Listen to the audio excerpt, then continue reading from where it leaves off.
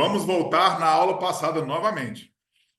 Voltamos na aula passada do professor Natan, onde ele passou, né, os neutrófilos segmentados, os eosinófilos, os monócitos, linfócitos, basófilos, neutrófilos, bastonetes, todas células, todos os leucócitos que normalmente estão presentes no sangue periférico, ok?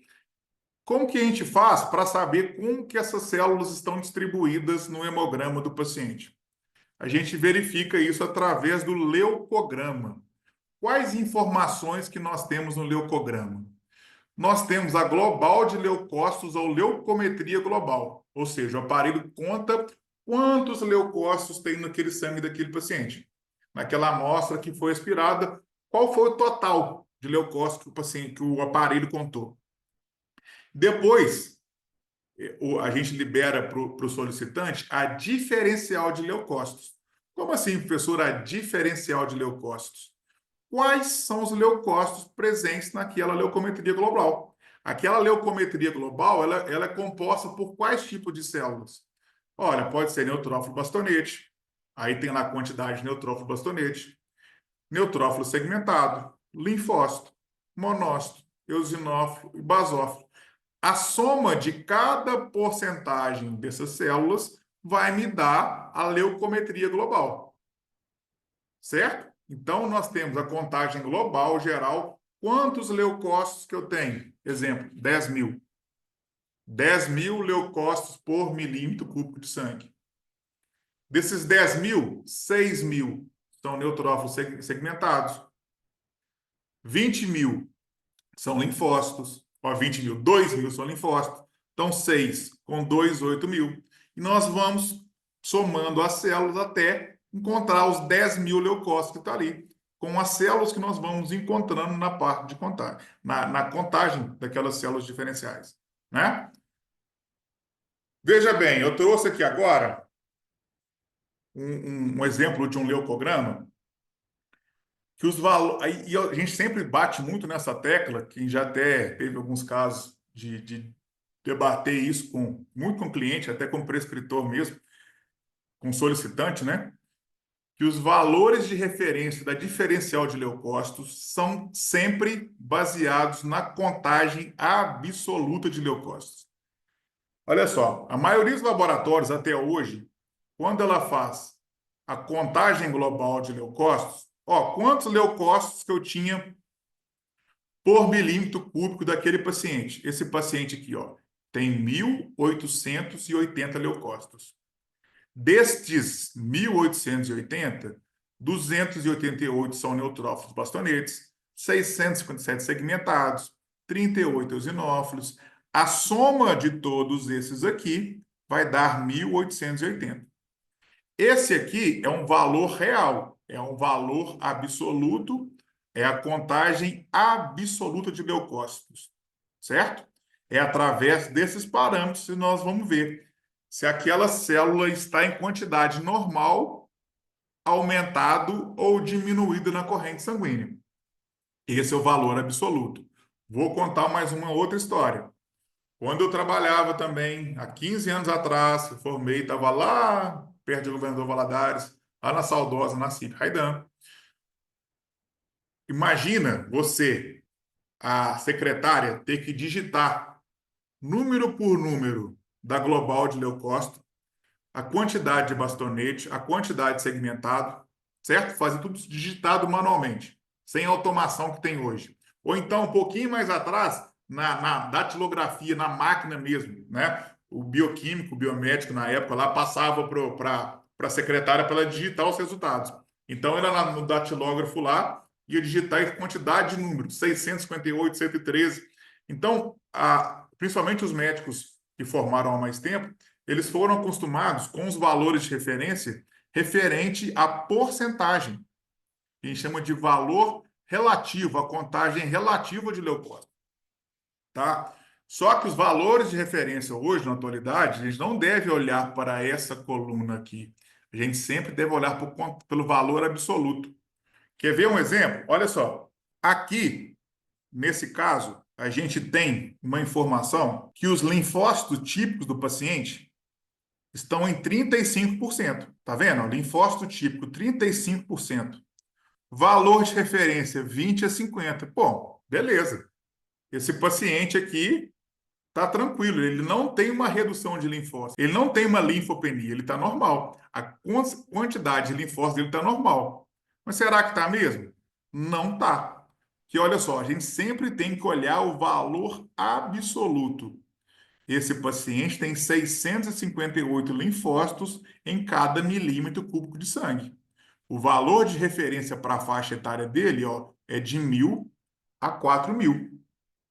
Então, é um paciente que tem uma linfopenia, certo? Se a gente fosse olhar apenas pelo valor relativo, a gente não ia identificar que o paciente tem uma linfopenia. Compreenderam? Então, a gente sempre tem que descartar, não olhar para essa parte de porcentagem e olhar sempre para a contagem absoluta dos leucócitos. Não sei se vocês lembram no começo da apresentação que eu trouxe os valores de referência proposto pela Sociedade Brasileira de Análises Clínicas. Em momento nenhum lá tem porcentagem, lá tem os valores absolutos, ok? Então, nós já vamos educar o nosso olho, quando a gente for olhar os hemogramas, a gente olhar o valor absoluto. E aí, como que o aparelho faz essa contagem desses leucócitos? Como que ele faz essa diferenciação, né? Esse aqui é um gráfico chamado descartegrama. Esse gráfico, assim que a amostra passa no equipamento lá, que ela é aspirada, os leucócitos ele tem um corante, eles são corados, e ele passa em uma região do equipamento também, onde o aparelho ele cruza duas informações para saber se aquele leucócito ele é um neutrófilo, um neutrófilo, um eosinófilo, um linfócito, um monócito. Como que é feito isso? Olha só, que interessante. Ele cruza no eixo X aqui o grau de complexidade citoplasmática e no eixo Y o tamanho da célula, certo? Então vamos parar para pensar. Lembra aí da imagem das células que eu mostrei agora há pouco nos slides. Qual a célula que tem uma granulação mais exuberante ali, né? A célula que tem maior granulação, mais exuberante ali no nosso sangue periférico, são os eosinófilos. Então, esse aqui, ó, essa mancha vermelha aqui do lado direito, foi o que o aparelho identificou como sendo eosinófilo. O que tem menos granulação depois do eosinófilo são os neutrófilos segmentados. Eles não são chamados de granulócitos, eles não têm uma granulação dentro deles. Então, são neutrófilos segmentados ou neutrófilos bastonetes. O aparelho não consegue fazer essa diferenciação apenas pelo gráfico, né? E depois, olha só, lembra que na imagem do monócito lá, que ele tem como se fosse uma poeirinha, uma sujeira no fundo do citoplasma? Aquilo também, de certa forma, é um pouquinho de granulação que ele tem uma sujeirinha ali. E são células maiores, células do sangue periférico. Ó, então, esse aqui em verde são os monócitos. E aqui mais à esquerda, nós temos uma célula de tamanho menor e com menos complexidade citoplasmática, né? Menos granulação citoplasmática, que são os linfócitos. O pessoal me pergunta, Léo, e esse azul escuro aqui atrás, embaixo? Esse azul escuro aí, a gente chama de ghost cell, ou células fantasmas. São células que se romperam, né? Durante o processo de análise ali, elas geram essa poluição, essa sujeira no gráfico. Quando nós temos, por exemplo, um paciente que tem o desvio à esquerda, né? A gente quer saber se aquele paciente tem granulócitos imaturos. Nessa região aqui que eu estou marcando no gráfico, ela fica com uma quantidade de células marcadas aqui também. A gente consegue ver uma marcação de células aqui, a amostra passa no aparelho, a gente desconfia que nós temos granulócitos imaturos. Então a gente faz a extensão sanguínea, faz o esfregaço, cora, para depois a gente poder fazer a análise, né? E aqui nessa região mais acima, quando nós temos presença de blastos, de linfócitos atípicos, né, ou linfócitos reativos, eles ficam nessa região do escartegrama, que é uma região que, quando nós encontramos um volume considerável de células aqui, a gente faz a lâmina, a gente vai para a microscopia já pensando o que a gente pode encontrar, né? Mais direcionado. Aqui eu só trouxe o mesmo gráfico da imagem anterior.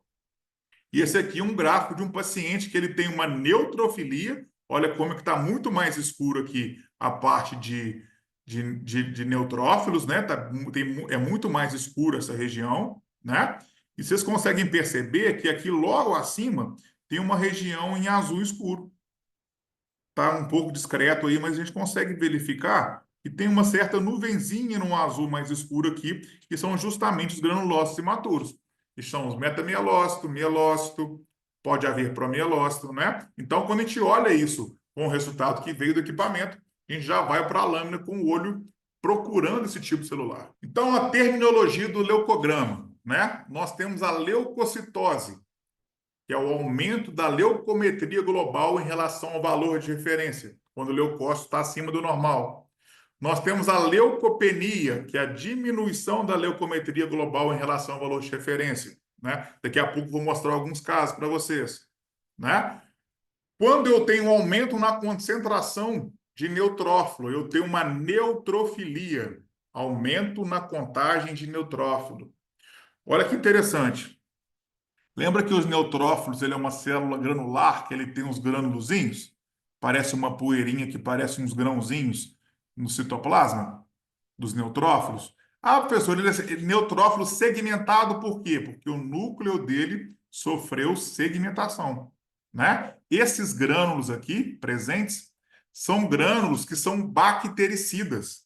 Então, nas infecções bacterianas, nos processos inflamatórios, né? Quando nós temos descarga de adrenalina, na gestação, são situações clínicas comuns de nós encontrarmos neutrofilia, aumento na concentração de neutrófilo, né? É mais proeminente a gente vê aumento de neutrófilo nas infecções bacterianas. Lembra dos grânulos dos neutrófilos que são bactericidas.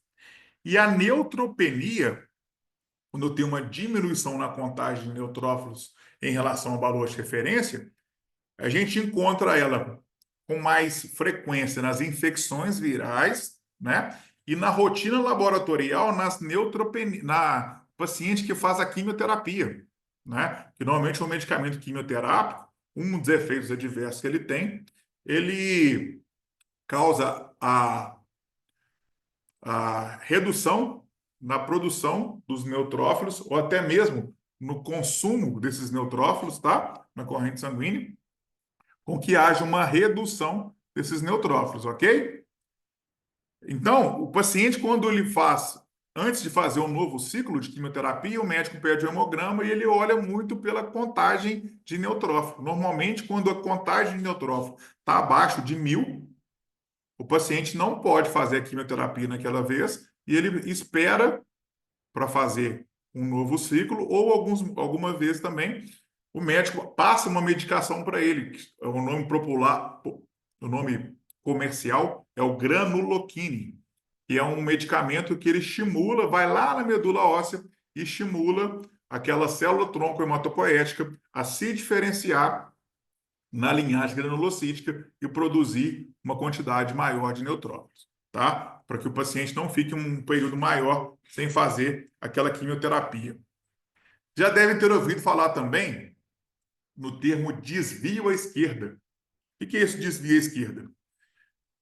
São situações, né, onde nós encontramos células imaturas da linhagem mieloide, da linhagem neutrofílica, na corrente sanguínea, né? Normalmente a gente encontra neutrófilo segmentado, em quantidades normais. O antecessor, o precursor do neutrófilo é o neutrófilo bastonete. O precursor dela é o metamielócito. O precursor do metamielócito é o mielócito. O precursor do mielócito é o promielócito. E o precursor do promielócito é a célula tronco hematopoética da linhagem mieloide, certo? Da linhagem granulocítica, da linhagem neutrofílica. Beleza? Então, olha só, eu gosto de fazer uma analogia em processos infecciosos, tá, gente? Para processos infecciosos, nem sempre que eu vou ter um desvio à esquerda é um processo infeccioso. tá? Mas na maioria das vezes é um processo infeccioso que se agravou. Eu gosto de fazer uma analogia com um exército de um país. Nós temos os neutrófilos segmentados, que são exércitos prontos, são soldados prontos que estão lá no quartel. Se começar uma guerra hoje, o Brasil entrou na guerra, esses soldados prontos que estão lá para matar as bactérias vão ser deslocados para a região onde está ocorrendo a infecção, e esses soldados vão lá para poder combater a infecção, certo? Quando a infecção começa a ficar mais grave, nós vamos ter que pegar alguns soldados que ainda não estão prontos para aquela guerra. Que são neutrófilos, por exemplo, bastonete, que ele não tem a sua maturidade ainda, mas ele consegue combater o inimigo ali de forma satisfatória. A infecção está mais grave ainda, não está conseguindo.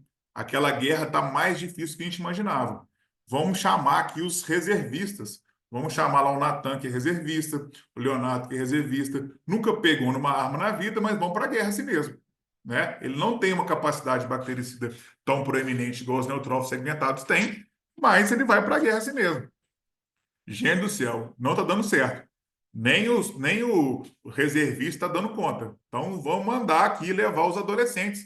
Vamos pegar aí o adolescente de 14, 15 anos, vamos colocar a arma na mão deles e vamos combater o processo infeccioso. Tá? Essa sinalização de liberação dessas células precursoras da medula óssea para a corrente sanguínea, ela se dá através das interleucinas, né? O processo infeccioso inflamatório vai se acentuando, essas interleucinas vão lá no precursor granulocítico e acelera a produção dessas células na medula óssea. E elas acabam saindo da medula óssea antes de atingirem a maturidade, que é o normal para o processo. Né? Aí a gente encontra o desvio à esquerda, ou seja, são presença de precursores granulocíticos, né, na corrente sanguínea. Agora, voltando aqui para os linfócitos, né? Nós temos a linfocitose, que é o aumento na contagem dos linfócitos em relação ao valor de referência, principalmente nas infecções virais. Nós temos, por exemplo, a infecção pelos vírus da Epstein-Barr, pelos vírus da cachumba, né? A gente tem um aumento na concentração de linfócitos.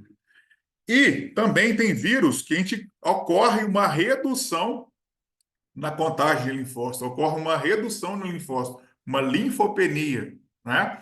Que é, no caso, o mais comum aqui na nossa região, nessa época do ano, é a dengue. São as gripes aí causadas por influenza. A gente tem cursa com linfopenia.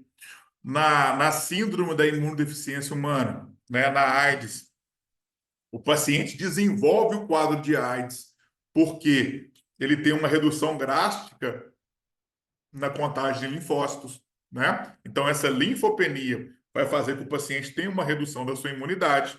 E também infecções bacterianas, a gente pode ter uma linfopenia também, certo? Os monócitos, né?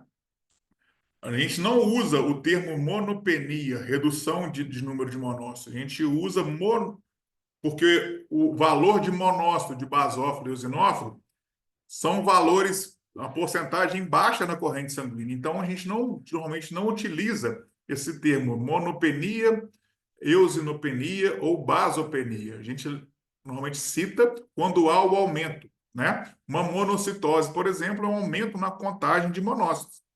A gente encontra um aumento na contagem de monócitos em processos infecciosos, né? Lembrando que o monócito é uma célula fagocítica. O que tiver dando sopa na corrente sanguínea ali, que pode gerar uma resposta inflamatória, o monócito vai lá e reconhece e faz a fagocitose.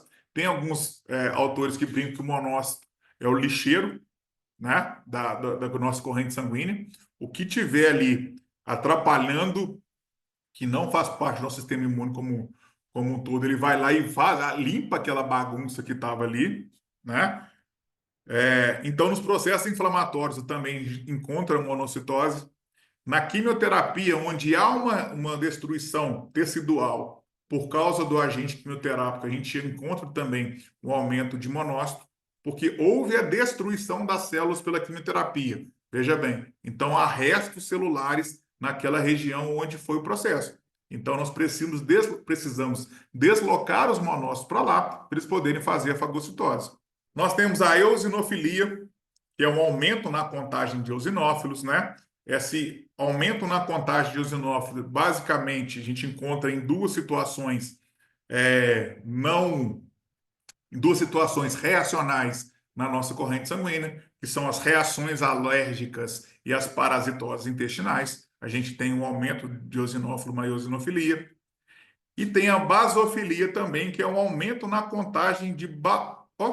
coloquei errado. É um aumento na contagem de basófilos. Eu vou alterar isso depois, né? Uma basofilia, que normalmente ela está presente nas reações alérgicas também, um aumento percentual de basófilos, e também a gente encontra, muito comum da gente encontrar basofilia em paciente com leucemia mieloide crônica, né? Isso nós vamos debater durante as aulas do curso. É importante a gente lembrar que nossa corrente sanguínea, ela para os linfócitos, para os monócitos, para os eosinófilos, para os basófilos, ela é um meio de transporte, certo? Ela sai de uma região, vai pela corrente sanguínea e ela migra para os tecidos. Por exemplo, o monócito, quando ele sai da corrente sanguínea e vai para alguns tecidos, ele muda o nome. Ele deixa de chamar monócito e passa a chamar macrófago, por exemplo. O neutrófilo, quando ele está passando perto de um tecido e ele percebe através de sinalização química que há uma infecção bacteriana, por exemplo, ali, as quimiotaxinas atraem os neutrófilos para aquela região. Por que eu estou falando isso? Está falando isso por quê, professor? Pelo seguinte, o tempo de meia-vida dessas células na corrente sanguínea são pequenos, né? Os granulócitos, por exemplo, o tempo de meia-vida deles gira em torno de 8 a 14 horas na corrente sanguínea. E é muito importante a gente saber isso, porque um hemograma que a gente fez de manhã, ele é diferente na parte de leucograma na parte da tarde. Ocorre essa variação, essa oscilação na contagem de leucócito, né? Já os linfócitos, nós temos linfócitos também que duram algumas horas e tem os linfócitos de memórias, que ficam anos e anos aí na nossa corrente sanguínea. As plaquetas, elas duram em torno aí de uma semana, 10 dias na nossa corrente sanguínea. As hemácias giram em torno de 120 dias. São as que mais têm a vida mais longa na nossa corrente sanguínea, excetuando os linfócitos, né, de memória, que permanecem ali na nossa corrente sanguínea. Então, essa oscilação de resultado, principalmente dos neutrófilos, dos linfócitos, dos monócitos, durante entre um dia e outro, entre a parte da manhã e a parte da tarde, ele é muito comum de acontecer, né? A gente sempre não, algumas vezes a gente recebe questionamentos de solicitantes e para acompanhar aquela variação de resultado que houve, né? Essas discrepâncias a gente recebe mais de paciente, né? Ah, eu fiz o exame ontem no laboratório X, estava com tantos de neutrófilo, eu fiz hoje, está com X a menos. Não pode, de um dia para o outro. Aí você vai lá, respira fundo, pega um ar e explica calmamente para o paciente aquela variação. E aí? Esse paciente aí, ele tem leucocitose ou leucopenia? Qual das células leucocitárias está alterada nesse paciente? O paciente tem leucocitose. O que está causando essa leucocitose do paciente? Então, esse paciente a gente pode falar que ele tem uma neutrofilia, né? Olha só, valor de referência de 1.500 a 7.000. Esse paciente tem 16.139 neutrófilos por milímetro cúbico de sangue, né? Ele também tem uma discreta monocitose. Em qual situação que eu vejo isso no hemograma, né? Esse é um leucograma muito comum de nós encontrarmos, por exemplo, em um paciente com processo infeccioso, bacteriano. Isso é um indicativo também, esse leucograma, de uma gestante. A gestante, ela tem um aumento de neutrófilo também, que é algo fisiológico para ela. Pode ser um paciente que tem um processo inflamatório. Então, são essas situações que a gente poderia encontrar um leucograma parecido com esse. Olha esse outro aqui, ó. 18.900 de leucócito. Tem leucocitose? E o que está causando essa leucocitose desse paciente? É também uma leucocitose, um aumento na contagem de linfócitos, não, de leucócitos, né? Esse aumento na contagem de leucócitos se deu pelo aumento, principalmente aqui, dos linfócitos. Nós temos uma linfocitose nesse caso, né? Se esse paciente for um paciente adulto, a nossa idade, assim, 40 anos, na minha idade, né, 40 anos, vocês são tudo novinho, 20, 25, né? Isso para um paciente na idade de vocês, 20, 20 e poucos, seria o médico provavelmente suspeitaria de uma infecção viral, né? Pode ser um Epstein-Barr, pode ser uma cachumba. A gente tem um aumento na concentração de linfócito tipos, né? Leucocitose com predomínio de linfócito. Mas, por exemplo, se fosse num recém-nascido, seria um valor absolutamente normal para esse paciente. Então, mais uma vez, idade, sexo e condição clínica. E já se fosse um idoso, principalmente acima dos 60 anos, né? Esse resultado de leucograma faria a gente pensar num quadro de LLC, leucemia linfocítica crônica. Tá vendo como é importante nós sabermos as informações do paciente para poder interpretar o resultado? Só mais uma. Esse paciente aqui é um paciente que, para o valor de referência dele, ele não tem leucocitose. E o que está aumentado para ele aqui, ó, a gente for olhar na parte de números absolutos, são o eosinófilo. É um paciente que tem uma eosinofilia, certo? Essa eosinofilia pode ser indicativo de uma infecção, uma parasitose intestinal ou um processo alérgico que esse paciente tem. E a última aqui é uma leucopenia, uma redução de leucócitos, né? Essa redução de leucócitos causada por linfócito típico, essa redução causada por neutrófilo segmentado. Nós temos um valor normal de neutrófilo bastonete, mas nós temos uma porcentagem um pouco maior do que o normal, né? Esse paciente aqui é um quadro bastante clássico de a gente encontrar agora, quando a gente faz a análise junto com plaqueta, de um paciente que tem quadro de dengue, ou poderia ser um paciente também em quimioterapia, certo? Então a gente sempre tem que analisar, avaliar o paciente de maneira geral, global como um todo. E para nós finalizarmos a última parte do nosso hemograma, plaquetograma, onde nós temos a contagem de plaquetas. Os valores de referência aqui, normalmente, eles giram entre 150 mil e 400 mil. Nós temos também novos parâmetros na contagem de plaquetas, que no plaquetograma, que a maioria dos laboratórios ainda não empregaram, mas que elas podem auxiliar o clínico aí a elucidar algumas plaquetopenias ou trombocitopenias ou trombocitoses, né? Que é o volume plaquetário médio, que é o mesmo raciocínio do volume corpuscular médio, que ela olha a média de volume das plaquetas, e também o PDW, que é o coeficiente de variação no volume das plaquetas. Será que aquele paciente só tem macroplaqueta? Ou ele tem macroplaqueta, microplaqueta, né? Plaqueta de tamanho normal, certo? Então, esse é o plaquetograma. E na contagem de plaquetas, eu posso ter uma trombocitopenia ou plaquetopenia, são sinônimos, que é uma redução na contagem das plaquetas. Essa redução na contagem de plaquetas, elas acontecem em processos inflamatórios e infecciosos, na gestação, nas arboviroses, na coagulação intravascular disseminada, na esplenomegalia e nas hepatopatias. Vamos lembrar da aula do Natan na semana passada. Teve uma pergunta de uma aluna que falou: mas quando o baço está maior do que o tamanho normal, gera algum problema no paciente? Uma das funções do braço é sequestrar as plaquetas que não estão mais exercendo sua função de maneira correta. Então, quando você tem um aumento no tamanho do baço, você aumenta o sequestro de plaquetas, você vai ter uma plaquetopenia. O paciente que tem problema hepático, na função hepática, ele vai produzir menos trombopoetina.